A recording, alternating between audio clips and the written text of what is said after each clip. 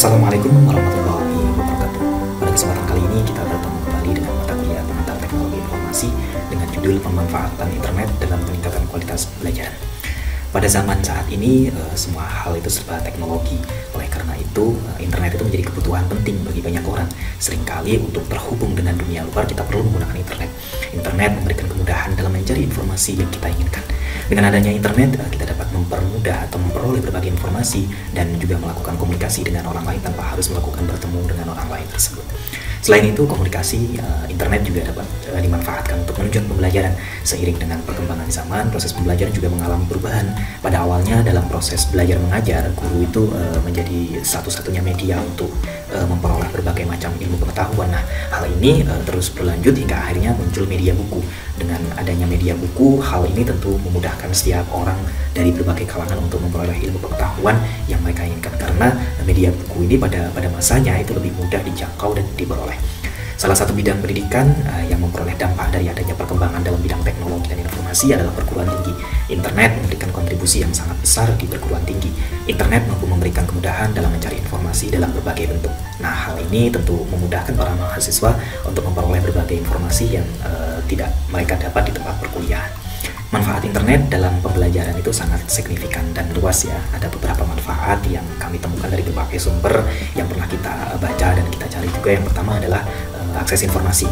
Internet memberikan akses ke informasi yang sangat luas dan cepat, termasuk buku, artikel, jurnal, video, dan lain-lain sebagainya. Nah, hal ini memungkinkan siswa atau mahasiswa untuk memperoleh informasi yang lebih akurat dan up-to-date dalam berbagai bidang dan ilmu. Lalu yang kedua adalah belajar jarak jauh. Internet memungkinkan siswa atau mahasiswa untuk belajar secara online yang memberikan fleksibilitas waktu dan lokasi. Hal ini sangat membantu bagi mereka yang memiliki jadwal yang padat ya, atau yang tidak dapat menghadiri kelas secara langsung. Lalu yang ketiga adalah bimbingan belajar. Internet memungkinkan guru atau dosen untuk memberikan bimbingan belajar yang lebih efektif melalui platform online. Guru dapat memantau kemajuan belajar siswa dan memberikan umpan balik yang tepat pula. Yang keempat adalah kemudahan penyelesaian tugas. Nah, internet itu juga memungkinkan siswa atau mahasiswa untuk menyelesaikan tugas dengan lebih mudah dan cepat, serta memungkinkan mereka untuk berbagi informasi dan pekerjaan dengan teman-teman yang lainnya. Lalu yang kelima adalah pembelajaran interaktif. Internet memungkinkan pembelajaran yang lebih interaktif seperti video konferensi, webinar, diskusi online. Nah, hal ini yang memungkinkan siswa untuk berpartisipasi secara langsung dalam kuliah atau dalam pembelajaran di kelasnya dan diskusi dengan guru atau dosen dan dengan teman-teman yang lainnya. Lalu yang keenam adalah sumber daya belajar yang beragam.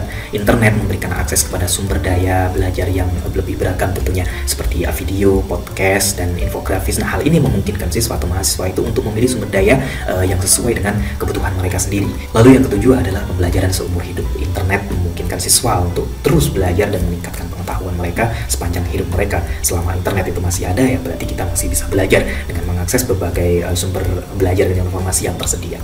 Lalu yang kedelapan adalah kolaborasi dan interaksi. Internet memungkinkan siswa dan guru untuk berinteraksi dan berkolaborasi dengan orang-orang dari berbagai negara, sehingga mereka dapat belajar dari sudut pandang yang berbeda. Yang kesembilan, penghematan waktu dan biaya. Internet memungkinkan penghematan waktu dan biaya dalam merekrut pegawai baru, serta memungkinkan guru atau dosen untuk memberikan bimbingan belajar yang lebih efektif. Lalu yang ke-10 adalah pengembangan kualitas pendidikan. Internet memungkinkan siswa dan guru atau mahasiswa atau dosen untuk mengakses sumber-sumber pendidikan yang terbaik dari seluruh dunia, sehingga meningkatkan kualitas pendidikan.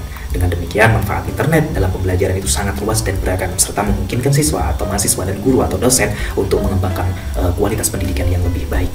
Nah, baik, tentu dalam segala hal yang ada di dunia ini, entah itu dari zaman dahulu sampai saat ini, ada yang namanya manfaat atau yang namanya mudarat ya. Bisa kita bilang ada dampak baik atau dampak yang kurang baik. Nah, apa saja sih dampak yang bisa dibilang kurang baik dalam pemanfaat internet sebagai media pembelajaran? Yang pertama adalah kecanduan internet. Penggunaan internet yang berlebihan itu tentu dapat menyebabkan kecanduan, terutama di kalangan anak-anak remaja ya. Kecanduan internet dampaknya itu sangat negatif, terutama pada kesehatan mental dan fisik, serta dapat mengganggu aktivitas sehari-hari. Lalu yang kedua adalah penggunaan konten yang tidak sesuai. Internet juga dapat digunakan untuk mengakses konten yang tidak sesuai dengan usia dan moral, seperti konten misalkan mohon maaf pornografi, informasi palsu atau hoax, atau materi yang tidak sesuai dengan nilai-nilai moral. Nah, hal ini kan yang menjadi dampak negatif pada perkembangan siswa atau mahasiswa dan dapat mengganggu proses belajar. Lalu yang ketiga adalah keterbatasan akses. Nah, akses internet yang tidak merata di beberapa daerah, terutama di daerah perdesaan, itu dapat menjadi kendala dalam pemanfaatan internet untuk pendidikan. Nah, keterbatasan infrastruktur dan akses internet itu kan tentunya dapat menghambat kemampuan siswa untuk apa? Untuk mengakses informasi dan sumber daya yang lebih luas. Lalu yang keempat adalah penggunaan internet yang tidak bijak. Penggunaan internet ini dengan cara yang tidak bijak itu dapat berdampak negatif pada siswa, seperti mengakses konten yang tidak sesuai, berbagi informasi pribadi untuk mengundang bahaya lainnya kan bisa juga nih. Nah, hal ini dapat berdampak negatif pada kesehatan mental dan fisik siswa, serta dapat mengganggu proses belajar. Lalu yang kelima adalah pengaruh pada interaksi sosial. Penggunaan internet yang berlebihan itu justru dapat mengganggu interaksi sosial siswa dengan teman-teman atau dengan gurunya atau mahasiswa dengan dosennya, serta dapat mengganggu kemampuan siswa untuk berkomunikasi secara efektif. Nah, hal ini dapat berdampak negatif pada perkembangan sosial siswa atau mahasiswa dan dapat mengganggu proses belajar. Nah, dengan demikian penting untuk memahami dampak yang kurang baik dalam pemanfaat internet dalam proses pembelajaran dan untuk mengambil langkah-langkah bagaimana yang tepat untuk mengatasi akan hal tersebut. Semoga yang sedikit ini bermanfaat untuk kita semua. Kurang dan lebihnya mohon maaf. Saya akhiri. Wassalamualaikum warahmatullahi wabarakatuh.